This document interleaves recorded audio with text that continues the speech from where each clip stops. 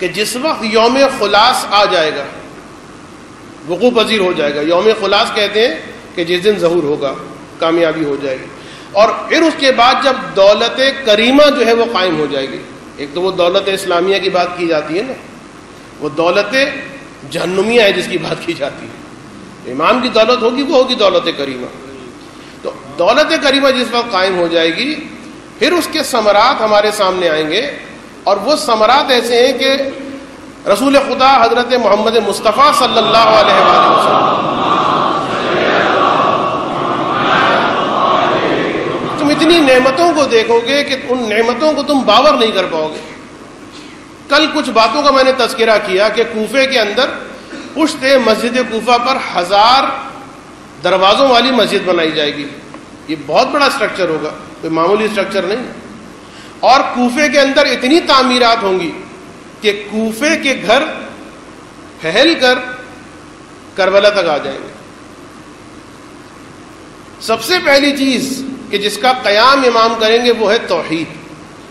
ایک سیکوینس ہوگا شروع میں، سب سے پہلے توحید. اور خداوند عالم نے جو صلح کی حکومت کی بات کی ہے تو اس میں ارض کا لفظ آیا ہے، حجاز کا لفظ نہیں آیا ہے، عراق کا لفظ نہیں آیا ہے، ارض کا لفظ آیا ہے. یعنی پوری دنیا پر امام کی حکومت ہونی. جب پوری دنیا پر امام کی حکومت ہونی تو پوری دنیا پر توحید کا کلمہ جو ہے اس کو پھیلنا. اور حضرت امام جعفر صادق علیہ الصلوۃ والسلام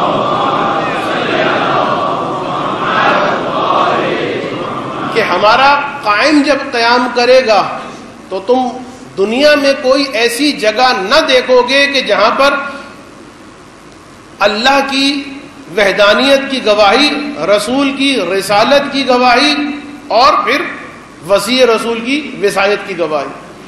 ایسی جگہ تمہیں نہیں ملے گی کہ جہاں پر توحید کو ماننے والے نہ رہتے ہیں.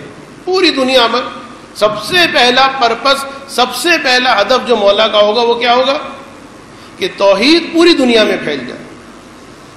توحید کے انتشار کے بعد، گسترش کے بعد، دوسرا ہدف جو میرے مولا کا ہوگا وہ ہوگا کہ علم جو پھیل جائے پوری دنیا میں. اس لیے کہ مولا کے جد کا سب سے بڑا دشمن جو ہے وہ جہالت، لہذا جو دشمن علی ہے اس کو اس دنیا سے نکالا جائے گا.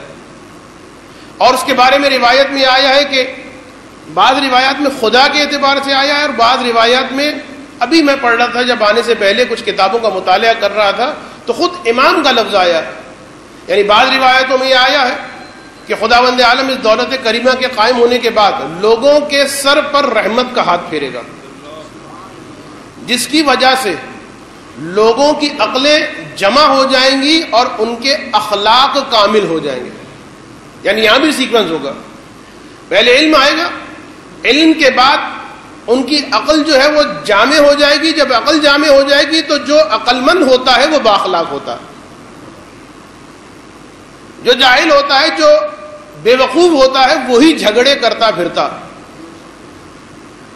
اور علم کے اعتبار سے کل میں نے آپ کے سامنے بیان کیا کہ 27 حرف کے اعتبار سے 2 حرف اس وقت دنیا میں ہیں کہ جن کی وجہ سے اب تک کی ترقی ہوئی ہے. 25 حروف کا امام اضافہ کر دیں گے تو سوچئے کتنی تیزی سے جو ہے علم ترقی کرے گا.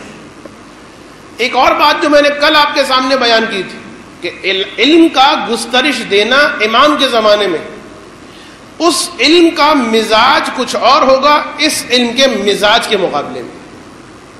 اس لیے کہ آج کل جو علم ہے، جو ٹیکنالوجی ہے، جو ترقی ہے، جو پیش رفت ہے، یہ وہ ہے کہ جو عدم توازن رکھتا ہے رشد و ترقی روح انسانی سے. یعنی علم میں ترقی ہو رہی ہے، یہ فقط اور فقط جسمانی ضرورتوں کو پورا کرتا ہے، لیکن روحانی اور مانوی ضرورتوں کو یہ علم پورا نہیں کر رہا. لہذا اس کی وجہ سے یہ جو ڈس بیلنس ہو گیا ہے معاملہ، اور یہ فاصلہ بڑھتا جا رہا ہے کہ علم صرف جسمانی آسائشوں کے لیے ترقی کر رہا ہے، ٹیکنالوجی آ رہی ہے، گیجٹس بن رہے ہیں، پیش رفت ہو رہی ہے، لیکن روحانی اقدار کے اعتبار سے علم کیا کر رہا ہے اس کے بارے میں کچھ نہیں. میں ایک جملہ کہتا ہوں، دیکھیے ہمارے جو کالجز، یونیورسٹیز اور اسکول ہیں وہ مراکز تعلیم ہیں، مراکز تعلیم و تربیت نہیں، اس لیے کہ وہاں پر صرف تعلیم دی جاتی ہے، تربیت نہیں ہوتی وہاں پر. بلکہ بہت معذرت کے ساتھ جو بچے اسکول میں نہیں جاتے، میں نہیں کہہ رہا کہ اپنے بچوں کو اسکول میں نہ ڈالیے، کل کو مجھ پر کاندھے پر بندوق رکھ کے جو ہے کوئی یہی باتیں نہ کہنا شروع کر دے. آج کل کے ماحول میں جو علم ہے وہ روحانی اقدار کو بلند نہیں کر رہا، ایسا علم نہیں ہے. اور یہ میں نہیں کہہ رہا، ایک یورپی مفکر نے یہ بات کی اور اس نے باقاعدہ یہ نتیجہ نکالا ہے کہ ہمارے معاشرے میں جو فساد بڑھتا جا رہا ہے، یورپی مفکر، کہ جب یورپین مفکر کی بات کی جاتی ہے تو سب کو سمجھ میں آ جاتی ہے، جب کسی مجتہد کی بات کی جاتی ہے کسی کو سمجھ میں نہیں آتی، سمجھ میں آ رہی ہوتی ہے لیکن بے اعتنائی ہوتی ہے. تو وہ یورپی مفکر بھی یہ کہتا کہ آج کا جو ہمارے معاشرے کا فساد ہے اس کی بڑی وجہ یہ ہے کہ علم صرف جسمانی ضرورتوں کو پورا کر رہا ہے، جسمانی آسائشوں کی خدمت کر رہا ہے، لیکن روح کی جو ضرورت ہے، روح کی جو آسائش، اس کی جانب علم کی توجہ نہیں. تو پھر امام یا خدا روایت کے اعتبار سے جو اختلاف، دست رحمت پھیرا جائے گا، عقلیں کامل ہو جائیں گی، اور جب عقلیں کامل ہوں گی تو پھر روایت میں یہ آیا کہ ایک معمولی عورت اپنے گھر میں بیٹھ کر فتویٰ دے گی، اس کا علم اتنا زیادہ بڑھ جائے گا. اور دیکھیے جب توحید صحیح مفہوم کے ساتھ، جب علم صحیح توازن کے ساتھ معاشرے کے اندر آئے گا تو پھر ایک اور ثمرہ ملے گا، ایک اور رزلٹ ملے گا، ایک اور فروٹ ملے گا کہ جب توحید اپنے صحیح مفہوم میں، پھر کہہ رہا ہوں وہ والی توحید نہیں کہ اللہ اکبر اور ذبح کر دیا کسی مسلمان کو، اس کی بات نہیں کر رہا، وہ تو اگینسٹ توحید، وہ تو ہے ہی نہیں اسلام.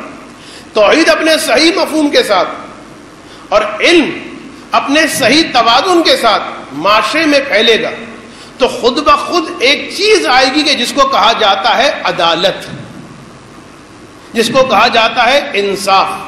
روایت میں بڑا عجیب جملہ کہ وہ تو آپ نے کئی مرتبہ سنا ہوگا، یملأ الارض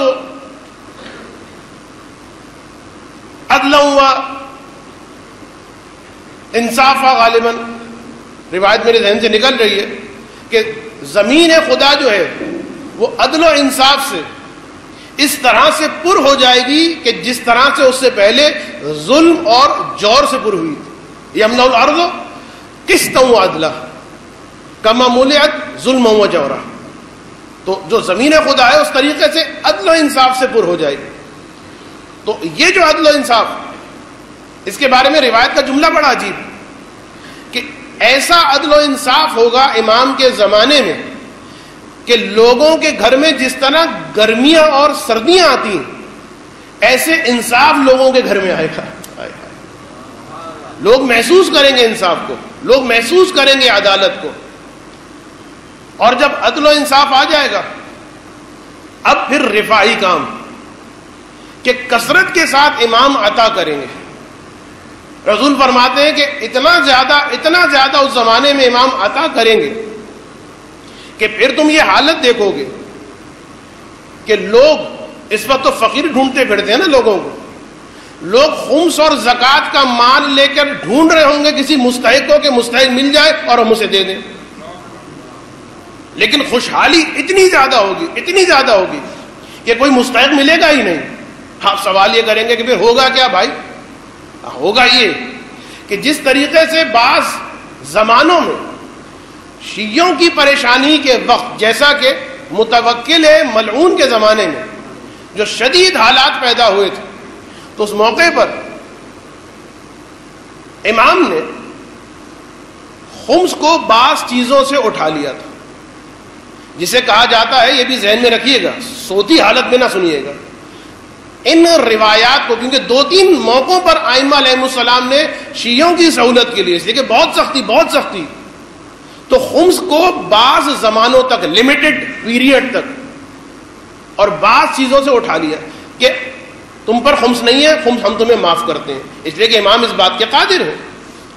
اب وہ لوگ کہ جو مرجعیت کے خلاف کتابیں لکھتے ہیں وہ انہی روایات انہی نصوص حل کو لے کر آ جاتے ہیں اور کہتے ہیں دیکھیے امام نے تو خمس معاف کر دیا تھا، فلاں امام نے معاف کر دیا تھا، دیکھیے مجتہد کیا کہتا ہے کہ خمس دینا. اس طریقے سے دھوکہ دیا جاتا ہے. تو اس زمانے میں نصوص حل اس لیے آئی تھی کیونکہ شیعوں کی حالت بہت خراب تھی.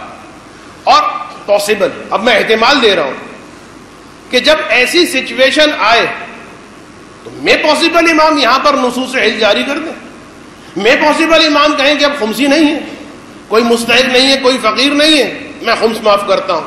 یا مثلا میں خمس کو قبول کرتا ہوں بے اعتبار حاکم شرع، حاکم مطلق شرع. خیر، خداوند عالم کی جانب سے برکتوں کا نزول اس طریقے سے ہوگا کہ ظہور سے پہلے یہ علامتوں میں سے ہے کہ اول تو بارشیں آئیں گی نہیں ظہور سے پہلے، اور جب بارشیں آئیں گی تو یہ تباہی اور بربادی لے کر آئیں گی. سیلاب آ جائے گا، طوفان آ جائے گا، اور سب آپ دیکھ رہے ہیں. 4 دن بارش ہوتی ہے، مصیبت اور پریشانی آ جاتی ہے، فصلیں تباہ ہو جاتی ہیں.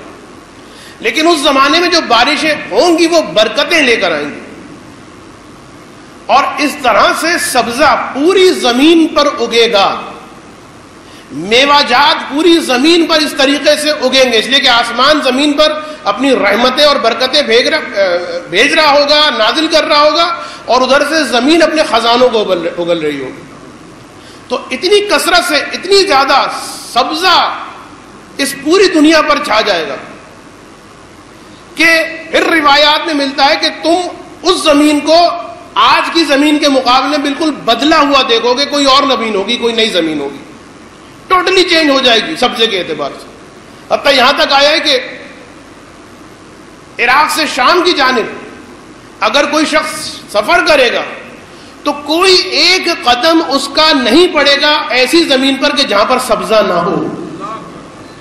نعرہ حیدری، نعرہ صلاح.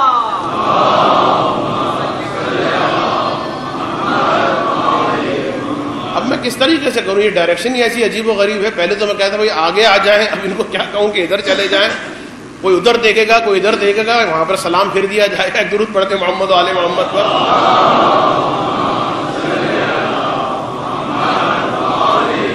یہ بڑی لمبی لہر چلے گی بھائی، ان کو پھر وہاں کریں، اس کے بعد یہ لوگ یہاں آئیں، ٹائم بھی کم ہے. خیر چلیے آپ تھوڑا سا اگر ادھر ہو جائیں معذرت کے ساتھ، آج ذرا الٹی ڈائریکشن ہے.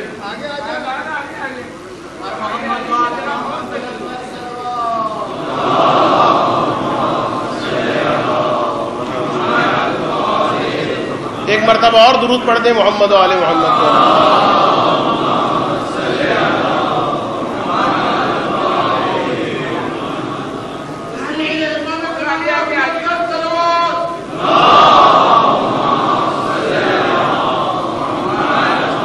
جزاکم اللہ، جزاکم اللہ.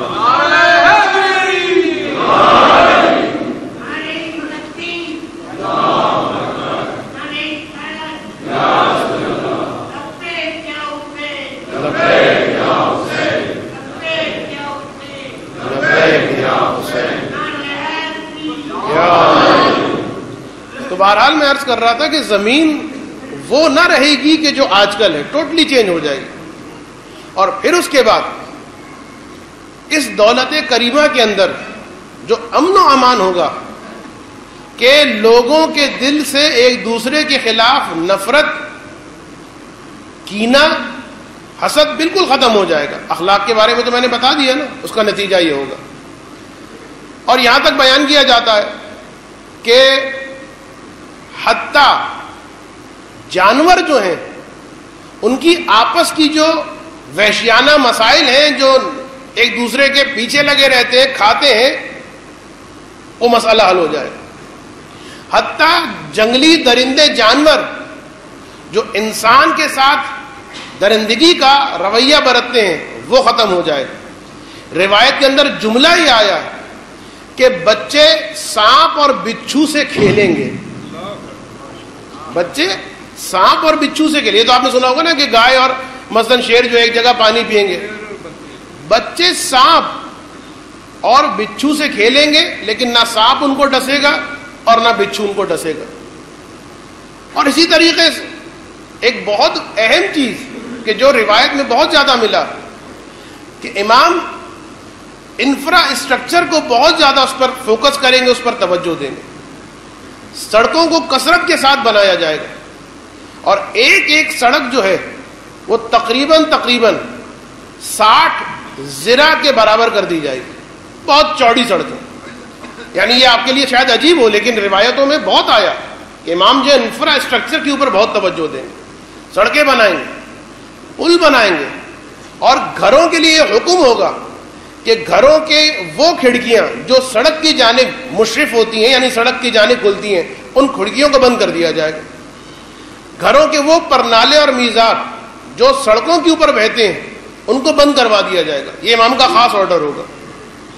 سڑکوں کے درمیان حتیٰ اگر کوئی مسجد ہوگی, رکاوٹ بن رہی ہوگی, اس مسجد کو توڑ دیا جائے گا. ایک خاص جو نقل و حمل کا طریقہ ہوتا ہے اس کے اوپر بہت زیادہ فوکس ہوگا. اپنے چاہنے والوں کے لیے ایک خاص قوت جو ہے مومن کو ملے گی, اس لیے کہ ویسے بھی 313 جو افراد جن میں انبیاء بھی ہیں, اصحاب کہف بھی ہیں, اوصیاء انبیاء بھی ہیں, وہ تو خاص اصحاب, اور جن کے بارے میں بعض لوگوں کو میں بیان کر دوں کہ وہ جو بعض کتابوں کے اندر 313 افراد کے نام لکھے ہوتے ہیں تو بعض مومنین ان ناموں کے اندر اپنا نام ڈھونڈتے ہیں کہ شاید میرا نام ہو, شاید میرا نام ہو. نہیں, یہ 313 افراد وہ ہیں کہ جو ہراول دستہ ہوں گے امام, جو 1 گھنٹے کے اندر اندر جو امام کی آ کر بیعت کریں گے. اور یہ وہ لوگ ہوں گے جن کے اندر اصحاب کہف جیسے افراد ہیں, انبیاء جیسے افراد ہیں, اس لیے کہ جناب عیسیٰ جب آئیں گے تو یہ فرمائیں گے یبن رسول اللہ, مجھے آپ کا وزیر بنا کے بھیجا گیا ہے, آپ کا حاکم بنا کے نہیں بھیجا گیا. پہلے اسٹیٹمنٹ دے دیں کہ میں آپ کا وزیر بن کے آیا ہوں, میں آپ کا حاکم اور امیر بن کے نہیں آیا ہوں. اور یہ 313 افراد ہیں کہ جن کو مختلف ملکوں کے, یعنی اب تو وہ جغرافیائی سرحدیں ختم ہو گئی, جو بھی تقسیم ہوگی اس زمانے میں دنیا کی, تو ان 313 افراد کو ان علاقوں کے گورنر بنایا جائے گا, جو انتہائی آپس میں متوازے ہوں گے, انتہائی محبت کرنے والے ہوں گے اور عدل و انصاف کے پیکر ہوں گے, انبیاء اور اوصیاء اور اصحاب کہف. بعض روایتوں کے اندر مالک اشتر کا بھی نام آتا ہے, سلمان فارسی کا نام بھی آتا ہے, جناب ابو ذر کا بھی نام آتا ہے, اور امام زمانہ کے لشکر کے جو علمدار بیان کیے جاتے ہیں وہ ہیں مالک اشتر. لیکن بہرحال میرا دل یہ کہتا کہ کیسے ہو سکتا ہے کہ حسین کا علمدار عباس امام زمانہ کے لشکر کا علمدار نہ ہو. میرا دل یہ کہتا, روایت میں کوئی صراحت نہیں آئی, لیکن بہرحال اپنے شیعوں کے اندر اتنی زیادہ قوت ان کے اندر آ جائے گی کہ مثلا شیعوں کے بارے میں ملتا, اچھا یہ کوئی موبائل کی بات نہیں ہو رہی. ایک تو یہ ہے نا کہ اس زمانے میں مثلا مشرق سے بیٹھا ہوا آدمی مغرب والے آدمی سے بات کرے گا, اس کو عمل کیا جاتا ہے موبائل کے اوپر, ان چیزوں کے اوپر نہیں. یہاں پر باقاعدہ ہے کہ کیونکہ موبائل جب آ گیا تو اس کے اندر تو کوئی لمٹ نہیں ہے نا, کوئی حد نہیں ہے, کوئی مائلیج نہیں ہے کہ اتنے مائلیج پر اتنے مائلیج پر. یہ تو بہرحال رومنگ پر بھی چلا جاتا ہے اور نہ معلوم کہاں کہاں آپ کسی سے کہیں پر بھی بات کر سکتے ہیں. لیکن فرمایا کہ جو ہمارے شیعہ ہوں گے, اب یہ بات شیعوں کے لیے, کچھ چیزیں ایسی ہوں گی اس زمانے میں کہ جو صرف اور صرف شیعوں کے لیے ہوں گی, دوسروں کے لیے نہیں ہوں گی, خصوصیت کے ساتھ شیعوں کے لیے ہوں گی. جس طریقے سے بہت ساری چیزیں جو ہیں وہ مخصوص ہوں گی, عراق کے ساتھ کسی اور ملک کے ساتھ مخصوص نہیں ہوں گی, جو کل میں نے آپ کو بتا دی. تو جو شیعوں کے ساتھ چیزیں مخصوص ہوں گی ان میں سے ایک چیز یہ کہ اول تو وہ مشیر بنیں گے, ان 313 افراد کے اہم پوسٹ پر شیعوں کو بٹھایا جائے گا. اور اہم ترین چیز یہ ہے کہ ان کی جو مانوی قوت ہے, جو مانوی تقوی ہے, اس کے ساتھ ساتھ ان کی جسمانی قوتیں اتنی زیادہ بڑھ جائیں گی کہ لفظ آیا ہے, میں نے اس لیے موبائل کو ہٹا دیا, ورنہ عام طور پر لوگ موبائل سمجھتے ہیں کہ صاحب موبائل کی بات ہو رہی ہے, نہیں, لیکن لفظ آیا, مائلیج آئی کہ تقریباً 4 فرسخ کے فاصلے سے ایک شیعہ دوسرے شیعہ کو دیکھ سکے گا. 4 فرسخ کتنا ہوتا ہے؟ تقریباً آپ سمجھ لیں 22 کلومیٹر اور اس سے کچھ زیادہ. 22 کلومیٹر سے ایک شیعہ دوسرے شیعہ کو دیکھ سکے گا. 22 کلومیٹر سے 22 کلومیٹر سے ایک شیعہ دوسرے شیعہ کی بات سن سکے گا، اور آپس میں انسیت اتنی زیادہ ہوگی، نفرت نکل چکی ہوگی، کجی نکل چکی ہوگی، انسیت اتنی زیادہ ہوگی ان کے درمیان کہ جو بعض کتابوں کے اندر مومن کی نشانیوں میں سے بیان کیا گیا، لیکن بہرحال اس پر تو میں تاکید نہیں کرتا ہوں، لیکن اس زمانے دولت کریمہ کے اعتبار سے صرف بتا رہا ہوں کہ اتنی زیادہ محبت ہوگی ایک دوسرے سے، ایک دوسرے پر اتنا اعتماد ہوگا کہ اگر اس کو سن کے ابھی کوئی عمل نہ کرے، اس لیے کہ ایسا ہو کہ مجھ پر مشکل نہ آ جائے، کہ ایک مومن دوسرے مومن کی جیب میں ہاتھ ڈالے گا، جتنی ضرورت ہوگی پیسہ نکال دے گا، یہ عجیب جملہ ہے، اور دوسرا مومن جس کی جیب سے پیسہ نکالا گیا گویا ایسے کہ مکھی تک اس کے کان پر، کوئی اسے فرق نہیں پڑے گا، کوئی اسے فکر نہیں ہوگی، ٹھیک ہے اور لے لو، کوئی پرواہ نہیں ہوگی۔ یہ کہا جائے گا کہ یہ ہوگی محبت کی حد، یہ ہوگی اعتماد کی حد، کہ ایک مومن بلا تکلف، آج کل جو تکلفات چلتے ہیں بہرحال وہ تکلفات نہیں رہیں گے، ایک مومن اس کی جیب سے جتنے پیسے چاہے گا وہ نکالے گا، اور دوسرا مومن بالکل اطمینان کے ساتھ بیٹھا رہے گا، جس طرح آپ اطمینان کے ساتھ بیٹھے ہوئے۔ ایک درود پڑھتے ہیں محمد و آل محمد۔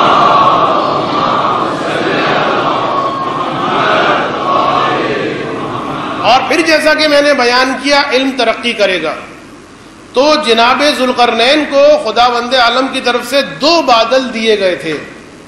اچھا، آپشن کی گئی تھی کہ بھئی ان میں سے کون سا بادل تم نے لینا۔ ایک بادل تو وہ تھا کہ جو بہت نرم و ملائم سے مراد یعنی بالکل خاموش سا تھا، صرف پرواز کرتا تھا۔ دوسرا بادل جو تھا وہ بڑا خطرناک قسم کا، بجلیاں کڑکڑانے والا اور چمکنے والا اور دمکنے والا۔ تو جناب ذوالقرنین نے وہ جو خاموش سا بادل تھا وہ اختیار کیا کہ بھئی یہ بادل جو ہے میں لے لیتا ہوں، اس لیے کہ اس پر بیٹھ کے پرواز کرنی ہے اور اس پر بیٹھ کے سفر کرنا ہے۔ مثلا جناب سلیمان نبی کے بارے میں یہ چیز آپ نے سنی ہوگی۔ تو پھر اس وقت روایت کے اندر آیا ہے کہ اگر ذوالقرنین وہ دوسرا والا، جسے میں لفظ کہوں کہ جلالی بادل، دوسرا والا بادل اگر اختیار کرنا بھی چاہتے تو خدا ان کو نہ دیتا، اس لیے کہ یہ بادل جو ہے ہمارے قائم کے لیے خدا نے مخصوص رکھا۔ اور پھر اور مزید علم کی ترقی ہوگی۔ میں نے بتایا نا کہ میرے پاس نہ الفاظ ہیں، اس لیے کہ آپ نے وہ جناب علی بن جعفر والی روایت تو سن ہی لی کہ جس میں 7ویں امام نے فرمایا کہ میں تمہیں بتاؤں تمہاری عقل سمجھ نہیں سکتی، میں تمہیں سمجھاؤں تمہارے ذہن اس کو اٹھا نہیں سکتے۔ اتنی ترقی ہوگی علم کی کہ پھر جو دوسرے سیارے ہیں وہاں سے تعلقات شروع ہو جائیں گے، وہاں سے گفتگو شروع ہو جائے گی، وہاں سے رابطہ شروع ہو جائے گا۔ اور پھر اب ایک بات میں صرف کہہ دوں جو کل بتانے سے میں رہ گیا تھا، کہ سیارگان کی فتح ہوگی، مختلف سیارے جو ہیں وہ امام کے قبضہ قدرت میں آئیں گے۔ اور پھر جو کل میں بات آپ کو بیان کرنا چاہتا تھا وہ تھی اہم بات۔ ایک بات تو یہ کہ کل میں نے اشارہ کیا تھا کہ بعض مومنین شاید یہ شکایت کریں کہ آپ جو اتنا اچھا دور ہمیں دکھا رہے ہیں فائدہ کیا ہے، اس لیے کہ ہم تو بہرحال اس وقت رہیں نہ رہیں، جو مومنین اس زمانے میں ہوں گے وہی مزے اٹھائیں گے، ہم تو بہرحال یہ پریشانیاں دیکھ کر کبھی CNG ختم ہو گیا، کبھی مثلا پانی ختم ہو گیا، کبھی بجلی ختم ہو گئی، کبھی کچھ ہو گیا، ہم تو اسی پریشانی میں چلے جائیں گے۔ تو ایک طریقہ ہے، اور اگر واقعاً کوئی چاہتا ہے تو طریقہ ہے، اور کم سے کم زندگی میں ایک مرتبہ تو اس پر عمل کر لیجئے۔ آپ اتنے سارے اپنی جو ہیں اپوائنٹمنٹس لکھتے ہیں، اپنے کاموں کا ٹائم ٹیبل اور شیڈیول وغیرہ بناتے ہیں، یہ میری آپ سے درخواست ہے کہ ایک مرتبہ آپ بیٹھ کر اس کو کیلکولیٹ کر لیں کہ کتنے دن مجھے یہ کام کرنا ہوگا۔ مثلا کل صبح سے اگر میں یہ کام شروع کروں تو اب کون سی صبح تک یہ کام مجھے کرنا، اور وہ کیا ہے؟ دعائے عہد۔ دعائے عہد وہ ہے کہ جس میں ایک جملہ ہی آیا کہ پروردگارہ مجھے امام کی نصرت کرنے والوں میں سے بنا، اور اگر مجھے موت آ جائے کہ جو تیری طرف سے حتمی چیز ہے، تو پھر جس وقت امام کا ظہور ہو تو مجھے اس طریقے سے اٹھا کہ میرے ہاتھوں میں تلوار ہو اور امام کی نصرت کے لیے جا رہا ہوں۔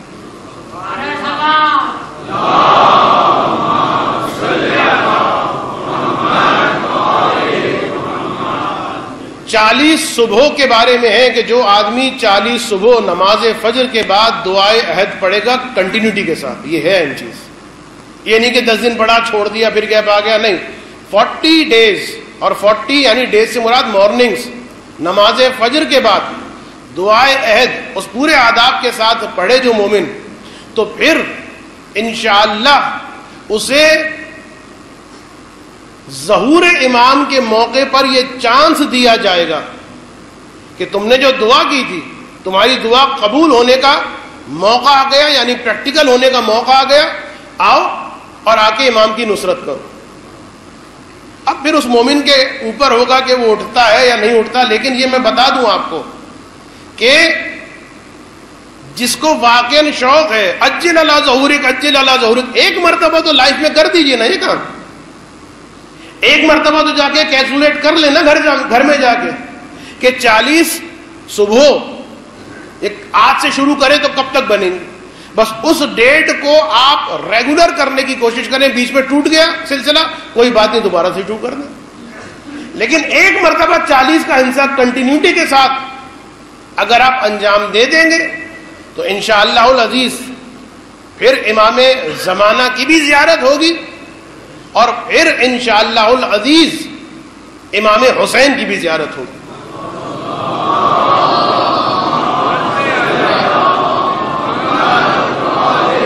میں تقریباً اختتام پر آ گیا، اس لیے کہ یہ جو میں نے دعائے عہد کی بات کی، یہ ہمارا ایک اہم عقیدہ ہے جسے کہا جاتا ہے عقیدہ رجعت. رجعت اگرچہ کہ مجھے کل ہی سے پڑھنا چاہیے تھا، لیکن کل میرے پاس وقت نہیں تھا اور جو میں رجت پہ پڑھنا چاہتا تھا وہ نہ پڑھ سکا. خیر، خدا نے اگر زندہ رکھا، توفیق رکھی، تو پھر کسی اور مقام پر کہیں پر انشاءاللہ رجت کے عقیدے پر تفصیلاً بحث ہونی چاہیے، تفصیلاً گفتگو ہونی چاہیے. میں صرف اشارہ کر رہا ہوں، رجعت یعنی پلٹنا. رجعت یہ ریکارنیشن نہیں ہے جو ہندوؤں کے اندر تناسخ ارواح کا ایک نظریہ ہے کہ روح جو ہے مثلا وہ کسی اور جسم میں چلی جاتی ہے، انسان دوسرا جنم لیتا ہے. نو، رجعت کیا ہے؟ اسی جسم کے اندر وہی روح دوبارہ آئے گی اور وہی جسم جو ہے دوبارہ زندہ ہوگا، اور وہ جسم اپنی اس روح کے ساتھ امام کی نصرت کرے گا. اور رجعت میں یہ ہمیں ملتا کہ پھر سب سے پہلے جو شخصیت آئے گی ائمہ میں سے امیر المومنین کی بھی نہیں آئے گی. سب سے پہلی شخصیت رجب میں جو آئے گی وہ امام حسین کی آئے گی. اور امام حسین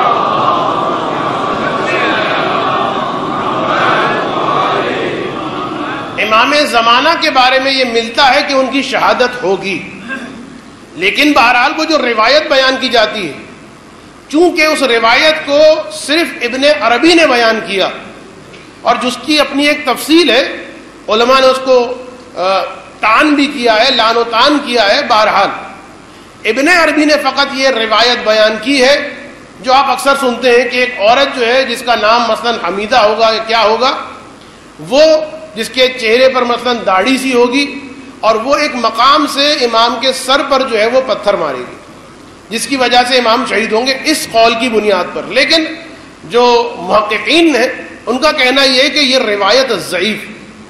لیکن بہر امام کی شہادت جس انداز میں بھی ہو، پھر امام کو غسل جو دیں گے، دفن جو کریں گے، تکفین جو کریں گے، اس لیے کہ معصوم کو معصوم کے علاوہ نہ کوئی غسل دے سکتا ہے، نہ اس کی تدفین اور تکفین کر سکتا. اور بعض روایات میں جو ہمیں ملتا کہ مثلا بعض اصحاب نے امام کی تغسیل کی اور تدفین اور تکفین کی، تو اس سے پہلے جو امام معصوم ہیں انہوں نے سارے کام ہی انجام دے دیے تھے. تقیہ کی وجہ سے امام سامنے نہیں آئے اور ایک صحابی نے پھر ظاہری طور پر، صوری طور پر یہ کام انجام دیا. تو امام کی جب بھی شہادت ہوگی، امام حسین تغسیل اور تکفین کریں گے، اور امام حسین کی پھر عمر اتنی طولانی ہوگی کہ روایات میں آیا ہے کہ امام حسین علیہ السلام کی جو آنکھوں کی بھویں یہ سفید ہو جائیں گی اور اتنی نیچے آ جائیں گی کہ اب جب امام کو دیکھنا ہوتا ہوگا تو امام ان بھووں کو اٹھائیں گے. اتنی طولانی عمر ہو جائے گی امام حسین کی. اب امام حسین کے بعد، امام حسین کی شہادت کے بعد یا دنیا سے جانے کے بعد، یہ بات بھی ذہن میں رکھیے گا کہ بعد میں آنے والے جو افراد ہوں گے کیا وہ آئمہ ہوں گے یا آئمہ نہیں ہوں گے. بعض چیزیں لوگوں کے ذہن میں ہیں کہ جن چیزوں کو لوگوں نے اپنے ذہن میں بالکل عقیدے کی طرح بنا لیا ہے روایتیں کہ امام کے بعد یہ تو بہت کثرت سے ہے کہ امام حسین آئیں گے. پھر کچھ روایتیں آتی ہیں جو یہ بیان کرتی ہیں کہ امام حسین کے بعد امیر المومنین آئیں گے. اور اب اس کے بعد کیا یہ سیکوینس کہ جو آئمہ کا سیکوینس اس دنیا میں آنے کا تھا وہی سیکوینس رہے گا اس کے بعد یا کیا ہوگا؟ سارے امام آئیں گے؟ روایتوں میں ملتا ہے کہ سارے امام آئیں گے. بعض روایتوں میں ملتا ہے کہ امام زمانہ ہی کے کچھ صاحبزادے ہوں گے وہ حکومت کریں گے. بعض روایتوں میں ملتا ہے کہ مہدی آئیں گے اور وہ آ کے جو ہے حکومت کریں گے. اور مہدی سے مراد جو ہے بعض لوگوں نے، وہی میں نے جیسا کہ کہا امام زمانہ کے صاحبزادے، بعض لوگوں نے صلحاء اور اولیاء کی بات کی ہے، بعض لوگوں نے ائمہ کی بات کی ہے. تو تقریباً کنفرم جو صورتحال ہے وہ امام حسین کی ہے کہ امام حسین امام زمانہ کے بعد آئیں گے. اور اس سے پہلے جناب عیسیٰ کا انتقال ہو جائے گا اور جناب عیسیٰ کو امام زمانہ ہی جناب مریم کے ساتھ جو ہے ان کی تدفین کریں گے. دجال کے بارے میں بھی ایک جملہ کہہ کے آگے بڑھ جاؤں میں، وقت چونکہ ختم ہو رہا ہے. صرف ایک مسکنسیپشن، دجال کا خروج ظہور سے پہلے نہیں. بعض لوگ یہ سمجھتے ہیں کہ دجال جو ہے ظہور امام سے پہلے آئے گا. نہیں، دجال ظہور امام کے بعد اس دنیا میں آنے والا ہے. دجال ظہور امام کے بعد آ کے وہ فتنہ اور فساد پھیلانے والا ہے اور اس کے ساتھ پھر کہ جناب عیسیٰ اور امام زمانہ یہ جنگ کریں گے اور اس کو ختم کریں گے. اس کی اپنی ایک ڈیٹیل ہے، بہرحال اس ڈیٹیل میں جانے کی ضرورت نہیں ہے. صرف اتنا یہ بتا دوں کہ بعض لوگ بلا وجہ توجیحات کرتے ہیں کہ دجال کے بارے میں ہے کہ وہ کانا دجال ہوگا، ایک آنکھ والا ہوگا. تو لوگ کہتے ہیں کہ اس سے مراد امریکہ ہے کہ وہ ایک آنکھ سے دیکھتا ہے، یا مثلا ان کا جو ایک فارمیسون کر کے غالباً نام ہے، ایک انڈر گراؤنڈ قسم کی جو ان کی سازشیں پوری دنیا میں پھیلا رہی ہے، فارمیسن کے نام سے غالباً. اس کی جو لوگو ہے اس کے اندر جو ہے ایک احرام مصر بنا ہوا ہے اور اس کے اندر ایک آنکھ بنی ہوئی ہے. تو غالباً یہ جو ہے کانا دجال جو ہے وہ امریکہ ہے اور اس سے مراد یہ ہے، اس سے مراد اس کا جو گدھا ہے، اس سے مراد جو ہے اس کی خلائی شٹل ہے اور یہ اور وہ پاسبلٹی کے اعتبار سے کہا جا سکتا ہے. لیکن کوئی بعید نہیں ہے کہ واقعاً دجال اسی صورت میں آئے کہ جس صورت میں روایتوں میں آیا ہوا ہے. دجال اسی گدھے کے ساتھ آئے جس طریقے سے روایتوں میں لکھا ہوا ہے. اور یہ بھی پاسبلٹی ہے کہ جو سپر پاور ہے وہ مثلاً کانا دجال سپر پاور بنے. خیر اس کو چھوڑ دیں. جس طریقے سے تلوار کے بارے میں کہ امام جو ہے تلوار سے ظہور کریں گے، خروج کریں گے، تو لوگ سوال کرتے ہیں کہ تلوار سے جب خروج کریں گے تو مولا کس طرح سے اس جدید اسلحے سے لڑیں گے؟ تو دو تین باتیں کی جاتی ہیں کہ صاحب تلوار سے مراد یہ بھی ہو سکتی ہے کہ جس طریقے سے بعض ملکوں کے اندر جو قوت کا جو مظہر ہوتا ہے، طاقت کی جو نشانی ہوتی ہے وہ تلوار ہوتی ہے. تو امام کے ظہور کی علامت جو ہے، قوت کی علامت وہ تلوار ہوگی. شاید تلوار سے جنگ نہ کرے اور اس زمانے میں جو ویپنز اور جو نئی ٹیکنالوجی ہے اس کو امام یوٹیلائز کریں. یا مثلا بعض لوگ یہ کہتے ہیں کہ تلوار اس لیے کہا گیا ہے کہ شمشیر کے ساتھ خروج کرے گا قائم آل محمد، کیونکہ اب تک جتنے بھی ائمہ آئے ہیں وہ تقیہ کی حالت میں آئے ہیں سوائے ایک دو کے. لیکن یہ امام وہ ہوں گے کہ جن کے ہاتھ پر کسی کی بیعت نہیں ہوگی اور جن کے ہاتھ بندھے ہوئے نہیں ہوں گے، جن کے ہاتھ کھلے ہوئے ہوں گے. یا تم قبول کرو یا قبول نہ کرو اسلام کو، ہماری بات کو قبول کرو یا قبول نہ کرو. تو تلوار کے ساتھ. اور ان سب چیزوں کو ہٹا دیں. بہت زیادہ پاسبلٹی اس بات کی ہے کہ شاید انسان اس جنگ کی وجہ سے کہ جو جنگ قرقیسہ ہے کہ جسے یہودی آرماگڈون کہتے ہیں، اور جسے تھرڈ ورلڈ وار بھی کہا جاتا ہے، اس لیے کہ روایت میں آیا کہ ظہور ہوگا اس وقت کہ اس سے پہلے دنیا والے ایک بہت بڑی جنگ میں مشغول ہوں گے اور ایک بہت بڑی جنگ ہوگی. تو ہو سکتا ہے اس بڑے ڈیزاسٹر کی وجہ سے انسان جو ہے دوبارہ غاروں کے ایج میں چلا جائے اور یہ جو ٹیکنالوجی ہے، یہ جو ہتھیار ہے، یہ ختم ہو جائیں. معذرت کے ساتھ میں مثال دے رہا ہوں، جس طریقے سے توانائی نہ ہونے کی وجہ سے اس وقت فیصل آباد کے اندر، بعض شہروں کے اندر مثلا وہ گدھے جو ہیں دوبارہ سے آ گئے ہیں، وہ ٹیکسٹائل مل کے اندر جو ہے وہ کھڈیاں دوبارہ سے چلنا شروع ہو گئی ہیں، وہ کھانے جو ہیں وہ بجائے تیل اور گیس کی لکڑیوں سے بنائے جا رہے ہیں. تو ہو سکتا ہے ایک بڑے ڈیزاسٹر کے بعد توانائی ختم ہو جائے، ہتھیار ہوں لیکن ہتھیار کو یوز کرنے والی کوئی انرجی موجود نہ ہو. ایک احتمال. تو ہو سکتا ہے کہ جنگ ہو اور اسی تلوار کے ذریعے سے ہو کہ جس کے بارے میں روایت میں آیا. تو خیر بہرحال باتیں میں نے کہا کہ رجعت کی بہت طولانی ہے، بہت تفصیلی ہے. اتنا یاد رکھیں کہ اتنے ہزار سالوں کے بعد، انبیاء کے آنے کے بعد، رسول کے آنے کے بعد، ائمہ کے آنے کے بعد جو انتظار کیا جا رہا ہے اس دولت کریمہ کا، انتظار کیا جا رہا ہے اس دولت کا، کہ مقام معظم رہبری نے بڑا اچھا ایک جملہ بیان فرمایا تھا، وہ میں چاہتا ہوں کہ آپ کے سامنے بیان کر دوں. کہ انہوں نے یہ کہا تھا کہ لوگ کہتے ہیں کہ وہ آخر زمان ہوگا جبکہ وہ ابتدائے زمان ہوگا. یعنی دنیا جو ہے ترقی اور عروج جیسا ہونا چاہیے تھا ویسی دنیا اس وقت شروع ہوگی. یہ تو دنیا اس قابل ہی نہیں ہے کہ اس کو کہا جائے کہ یہ دنیا مثلا ابتدائی زمان، اس قابل ہی نہیں ہے. تو اصل میں زمانہ تو شروع ہی اس وقت ہوگا کہ جب دولت کریمہ امام زمانہ وجود میں آ جائے گی. تو بہرحال اس اعتبار سے بھی دیکھا جائے اور اس اعتبار سے بھی کہ اتنے ہزار سالوں کے بعد وہ دولت کریمہ اس کا قیام ہو اور کچھ عرصے کے بعد ختم ہو جائے، تو بس صرف ذہن میں یہ رکھیے کہ رجت ہوگی. اور رجت میں ہوگا یہ، اس میں بھی دو باتیں ملتی ہیں. ایک بات یہ ملتی ہے کہ رجت میں صرف اور صرف دو گروہ اٹھیں گے جن کو اٹھایا جائے گا، یا خالص کافر یا خالص مومن. جو براؤن، جو گرے ایریا میں رہنے والے ہیں، جو درمیان کے لوگ ہیں، جو خالص مومن نہیں ہیں یا جو خالص کافر نہیں ہیں، ان کو نہیں اٹھایا جائے گا. یہ ایک قول ہے، میں صرف آپ کو بتا رہا ہوں کہ اس طرح کے اقوال موجود ہیں. اور بہرحال دعائے عہد کے اعتبار سے اور دوسری روایت کے اعتبار سے اس طرح سے لمیٹیشن نہیں ہے کہ خالص مومن ہی اٹھے گا. نہیں، ایک مومن کو بہرحال جو دعا کرتا رہے اور اپنے آپ کو خاص طور پر وہ مومن کہ جس نے غیبت کبریٰ کے اندر دین کی تبلیغ کا کام کیا، پیسے کمانے کے لیے نہیں، معذرت کے ساتھ واقعاً دل میں درد رکھتے ہوئے دین کی تبلیغ کا کام کیا، حلال خدا اور حرام خدا لوگوں تک پہنچائے ہوں، تو اس کے بارے میں ملتا ہے کہ اس آدمی کو بھی موقع رجعت اٹھایا جائے گا.